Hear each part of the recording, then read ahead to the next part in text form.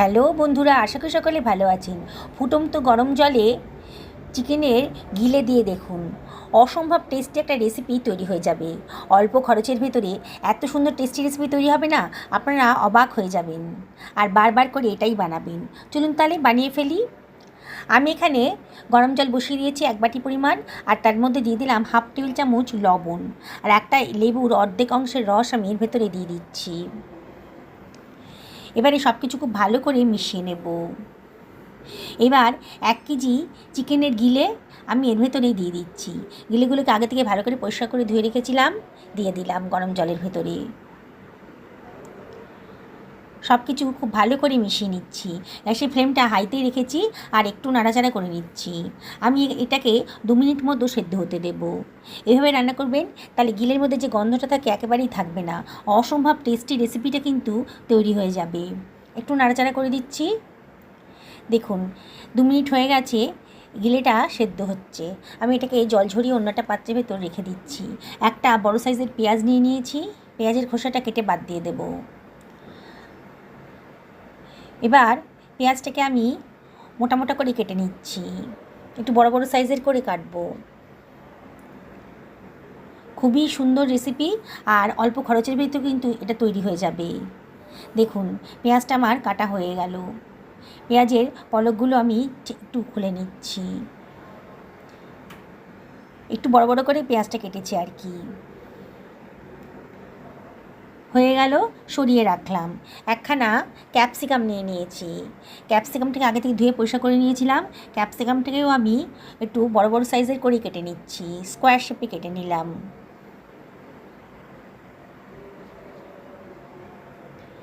হয়ে গেছে, এটাকেও আমি সরিয়ে রাখছি।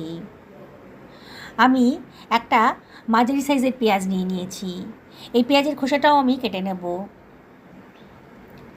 পেঁয়াজটাকে আমি খুব পাতলা পাতলা ঝিরিঝিরি করে কেটে নিচ্ছি। আগে যে পেঁয়াজটা নিয়েছিলাম সেটা বড় বড় করে কেটেছি, আর এটাকে খুব পাতলা পাতলা ঝিরিঝিরি করে কাটছি। দুরকম করে পেঁয়াজ কুচানো করতে হবে। সরিয়ে রাখলাম। আমি যে গিলেটা সেদ্ধ করেছিলাম সেটা কিন্তু ঠান্ডা হয়ে গেছে। এবার ওই পাত্রের ভেতর আমি দিয়ে দিচ্ছি 1 টেবিল চামচ লবণ, 1 টেবিল চামচ জিরের গুঁড়ো এর ভেতরে দিয়ে দিচ্ছি, আর দিয়ে দেবো 1/4 টেবিল চামচ হলুদের গুঁড়ো। এর ভেতরে দিয়ে দিচ্ছি 1 টেবিল চামচ লঙ্কার গুঁড়ো। লঙ্কাটা অবশ্যই নিজেদের পছন্দ মতো দেবে। 1 টেবিল চামচ গোলমরিচের গুঁড়ো দিলাম, আর হাফ টেবিল চামচ কিচেন কিং মশলা দিলাম। 1 টেবিল চামচ আদা রসুন বাটা দিলাম। খানিকটা ধনেপাতা কুচি দিলাম, আর খানিকটা কসুরি মেথি হাতে ডলে দিয়ে দিলাম। আর 2 টেবিল চামচ কর্নফ্লাওয়ার দিয়ে দিলাম এর ভেতরে। 1 টেবিল চামচ সাদা তেল দিয়ে দিলাম। এবার সব কিছু আমি খুব ভালো করে মিশিয়ে নিচ্ছি। খুব ভালো করে এগুলোকে মিশিয়ে নিলাম। এবারে আমি এর ভেতর দিয়ে দেব একটা ডিম, একটা কাঁচা ডিম এর ভেতরে ফাটিয়ে আমি দিয়ে দিচ্ছি। ডিমটা দিলে অসম্ভব টেস্টটা বেড়ে যাবে। এবারও সব কিছু আবারও ভালো করে মিশিয়ে নিচ্ছি। যদি ডিম দেওয়ার পর মনে হয় একটু পাতলা হয়ে গেছে, তাহলে আরও একটু কর্নফ্লাওয়ার দিয়ে দেবেন। দেখুন খুব সুন্দর করে মাখানো হয়ে গেল। সরিয়ে রাখলাম। 3খানা ছোটো সাইজের টমেটো নিয়ে নিয়েছি, আগে থেকে ধুয়ে পরিষ্কার করে নিয়েছিলাম টমেটোগুলো। এবার টমেটোগুলোকে আমি একটু বড় বড় সাইজের করে কেটে নিচ্ছি। কাটা হয়ে গেছে, এটাকেও সরিয়ে রাখলাম। একটা ফ্রাই প্যান গরম করতে দিয়ে দিয়েছি। এর ভেতর দিয়ে দিলাম 3 টেবিল চামচ সাদা তেল। আজকে সাদা তেলেই রান্নাটা করব। তেলটা গরম হয়ে গেছে যখন, তখন মাংসের গিলেটা আমি এর ভেতরে দিয়ে দিচ্ছি। পুরোটা একসাথে ভাজতে পারবো না, ব্যাচে ব্যাচে ভাজতে হবে। গ্যাসের ফ্লেমটা হাইতেই রেখেছি, আর এপিট ওপিট একটু নাড়াচাড়া করে একটু ভাজা ভাজা মতো করে নেব। মাঝে মাঝে একটু নাড়াচাড়া করে দিতে হবে। মাংসের গিলেটা আমি একটু সেদ্ধ করে নিয়েছিলাম তো, তাই ফ্রাই করতে খুব বেশি সময় লাগবে না। দেখুন আস্তে আস্তে কিন্তু কালারটা চেঞ্জ হয়ে যাচ্ছে। এইভাবে উল্টে পাল্টে আমি মাংসের গিলেটাকে ফ্রাই করে নেব। যেসব বন্ধুরা রেসিপিটা দেখছেন অথচ এখন আমাকে সাবস্ক্রাইব করেননি, তাদেরকে আমি রিকোয়েস্ট করবো আমার চ্যানেলটা সাবস্ক্রাইব করার জন্যে। পাশে থাকা বেল আইকনটা অবশ্যই ক্লিক করে দেবেন, তাহলে আমার রান্নার নোটিফিকেশানটা আপনারা চটজলদি পেয়ে যাবেন। দেখুন, বোঝাই যাচ্ছে যে গিলেগুলো সুন্দর করে ফ্রাই হয়ে যাচ্ছে। খুব ভালো করে ফ্রাই করবেন, দেখবেন এর টেস্ট না আপনারা ভুলতে পারবেন না। সুন্দর একটা ব্রাউন কালার চলে এসেছে। এইবার আমি এটাকে তেল থেকে সরিয়ে নিয়ে অন্য একটা পাত্রের ভেতর রেখে দিচ্ছি। এটা স্ন্যাক্স হিসাবেও আপনারা শুধু খেতে পারেন, তবে আজকে আমি একটা নতুন ধরনের একটা রেসিপি বানাবো। বাকি যে মাংসের গিলেটা ছিল সেটাও আমি ওই গরম তেলের ভেতর দিয়ে দিচ্ছি, ওটাকেও একইভাবে ফ্রাই করে নেব। যেসব বন্ধুরা এই রেসিপিটা ফেসবুক থেকে দেখছেন তাদেরকে আমি রিকোয়েস্ট করব আমার পেজটা ফলো করার জন্যে। দেখুন, উল্টে পাল্টে খুব ভালো করে আমি গিলেগুলোকে ভেজে নিচ্ছি। খুব বেশি টাইম লাগবে না, পুরো রান্নাটা হতে আপনাদের 12 থেকে 15 মিনিট টাইম লাগবে। আর খরচটা কিন্তু একেবারেই কম। আর এটাই যদি একবার খান না আমার মতন করে রান্না করে, দেখবেন চিকেন খাওয়া ভুলে যাবেন।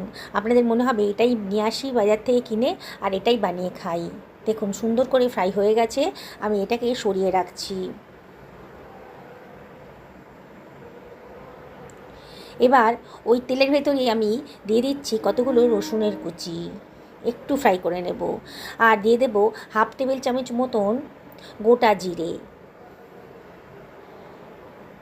রসুনটা আর জিরেটাকে একটুখানি ফ্রাই করে নিচ্ছি। এবার দিয়ে দিচ্ছি কুচি করে কেটে রাখা পেঁয়াজটা। সব কিছু একসাথে মিশিয়ে ভালো করে ফ্রাই করে নিচ্ছি। আমি একটা কড়াই গরম করতে দিয়ে দিয়েছি, তার ভেতরে দিয়ে দিলাম 1 টেবিল চামচ সাদা তেল। তেলটা গরম হয়ে গেলে পরে কুচনো পেঁয়াজ রসুনটা যে ভাজছিলাম সেই ফ্রাই প্যান থেকে নিয়ে সেই কড়াইতে দিয়ে দিলাম। বড় করে কেটে রাখা পেঁয়াজটাও দিয়ে দিলাম। ক্যাপসিকাম কেটে রেখেছিলাম সেটাও দিয়ে দিলাম। সব কিছু খুব ভালো করে মিশিয়ে নিচ্ছি। আসলে আমার ফ্রাই প্যানটা খুব ছোট হয়ে গেছিলো, এতগুলো আইটেম এখানে ধরতো না, সেই জন্য আমি বড় কড়াইতে ট্রান্সফার করে নিলাম। 1 টেবিল চামচ মতন সোয়া সস, 1 টেবিল চামচ ভিনিগারও দিয়ে দিলাম। আর লবণটা একটু কম লাগছিল, হাফ টেবিল চামচ লবণ দিলাম। হাফ টেবিল চামচ মতন লঙ্কার গুঁড়োও দিয়ে দিলাম, কাশ্মীরি লঙ্কার গুঁড়ো। আর জাস্ট কালারের জন্য এটা দিলাম, সুন্দর দেখতে লাগবে। সব কিছু খুব ভালো করে মিশিয়ে নিচ্ছি। গ্যাসের ফ্লেমটা হাইতে রেখেছি, আর অনবরত কিন্তু নাড়তে হবে। খুব বেশি রান্না করতে হবে না, সবজিগুলো একটু নরম হয়ে গেলেই হবে। এইবারে আমি দিয়ে দিচ্ছি কেটে রাখা টমেটোটা সবার শেষে দিলাম, নাহলে টমেটোটা গলে যেতে পারে। আবারও একটু নাড়াচাড়া করে নিচ্ছি। এবারে আমি এর ভেতরে দিয়ে দেবো চিকেনের গিলেগুলো, সব ভেজে রেখেছিলাম যেগুলো, সেগুলো দিয়ে দিলাম। দিয়ে সব কিছু আবারও খুব ভালো করে মিশিয়ে নিচ্ছি।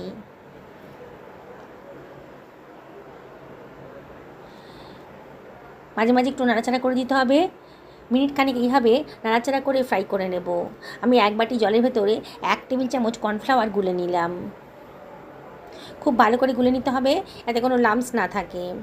দেখুন, খুব সুন্দর করে গোলা হয়ে গেছে। এবারে আমি এই কর্নফ্লাওয়ার মেশানো জলটা দিয়ে দিলাম। দিয়ে আবারও সব কিছু ভালো করে মিশিয়ে নেবো।